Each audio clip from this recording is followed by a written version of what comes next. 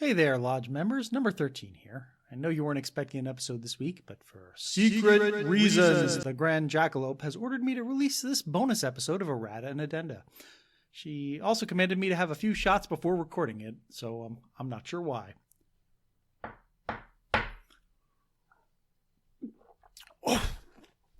Praise be to the Grand Jackalope and her mysterious and unfathomable ways. In episode number 7, Cold Hard Cash, I said that the Federated States of Micronesia was founded in 1976. I was off by about a decade.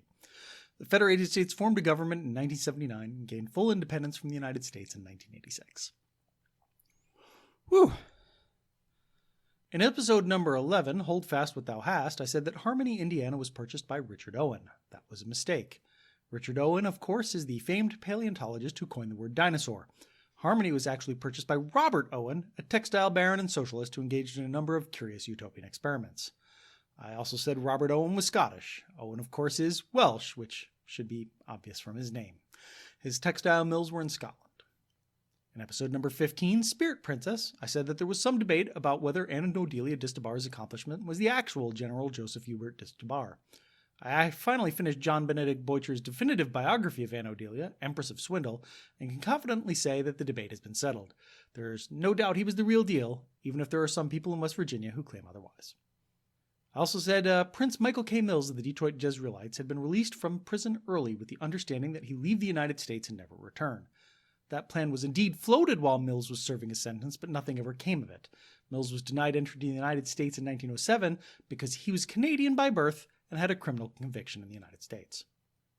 Anne Odelia Distabar's assistant, David Livingston McKay, was deported from the United States because he'd failed to mention a criminal conviction in Canada for distributing obscene literature. In the episode, I made that sound like he'd been distributing pornography, but it was more like blasphemy. McKay had printed Jezreelite literature that got more than a bit salty when it came to describing Mills' political opponents. You'll hear more about the Jezreelites in the near future, hint, hint. In episode number 17, Milking It for All It's Worth, number 7 referred to Nanuta sauce. That's actually Nantua sauce, named after the city in southeastern France, but extremely popular in Cajun-inspired recipes. It's made by mixing bechamel sauce with crawfish butter, and it's usually served with seafood. In episode number 19, Pleadings from Asbury Park, I stated that Laura Bigar had jaundiced away her potential inheritance from the Henry M. Bennett estate. Going back over my sources, it's clear that Bigar inherited enough money to live comfortably, but not luxuriously. But it's also clear that she could have walked away with so much more if she hadn't fought the executors tooth and nail for more money.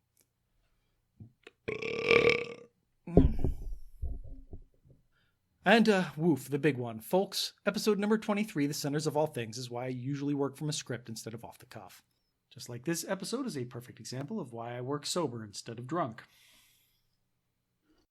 First, the title of the world's biggest pecan has been traded back and forth between Seguin, Texas, and Brunswick, Missouri several times. Seguin's 16-foot-long, 8-foot-wide fiberglass pecan is the current world record holder. No word as to where the world's biggest functional pecan is, or even what a functional pecan is for that matter. Number 7 claimed that Fort Riley has a monument to Commander Ogden. That would actually be Major Edmund Augustus Ogden, who died of cholera during the construction of the fort. Commander is not actually a rank in the U.S. Army. It is a rank in the U.S. Navy, but there are precious few naval bases in Kansas. She also said that the U.S. Route 2 is the Empire Builder. That's actually the name of the Amtrak route that parallels the highway. The highway itself is nicknamed the High Line. We also implied that they were no longer holding Miss Geographic Center competitions in Rugby, North Dakota. They have not stopped. Congratulations to Miss Geographic Center 2020, Courtney Hagen, who is awesome. You should follow her Twitter and Instagram accounts, which rock. Also, our knowledge of the actual Geographic Center of North America was a bit out of date.